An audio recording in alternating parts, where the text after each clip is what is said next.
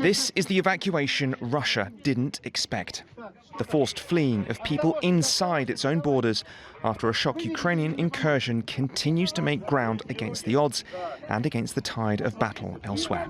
Regional Governor Vyacheslav Gladkov was seen talking to villagers earlier on Monday, urging them to leave their homes due to what he said was enemy activity on the border. He told those evacuating they were being moved to safer places, adding that Russian forces would do everything to cope with the threat. Chairing a meeting of top officials about the incursion, Russian President Vladimir Putin said it had been conducted with the help of Kyiv's Western allies. It's clear why Kiev has refused our proposals to return to a peaceful resolution plan, as well as those of mediators. It appears the enemy, with the help of his Western masters, is fulfilling their will, and that the West is fighting us using Ukrainian hands, seemingly to improve their future negotiating positions. On August the 6th, Ukrainian forces had launched their surprise assault inside Russia's borders in the Kursk region, where vehicles and soldiers were seen moving on Sunday. Russia claimed on Sunday it had stabilised the situation there. Russian war bloggers, however, have said Ukraine had managed to carve out a sliver of territory still, where battles continued on Monday.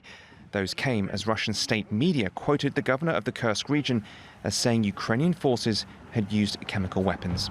In a rare selfie video believed to be filmed in the region on Sunday, a Ukrainian soldier mocked Russia by criticising the quality of a local supermarket. Ukrainian President Vladimir Zelensky on Sunday said the incursion was a retaliation, also claiming North Korean missiles were now being used by Russian forces.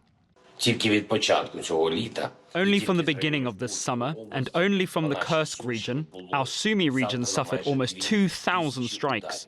Artillery, mortars, drones. We also monitor every missile strike, and each such strike deserves a fair response. Elsewhere on the front line, reports of a fire at the critical Zaporizhzhia nuclear power plant. Video shared by the Ukrainian president on Sunday claimed to show the blaze at one of the reactors. The International Atomic Energy Agency said its staff had seen thick, dark smoke coming from the plant after multiple blasts. Moscow and Kiev on Monday traded blame for the fire.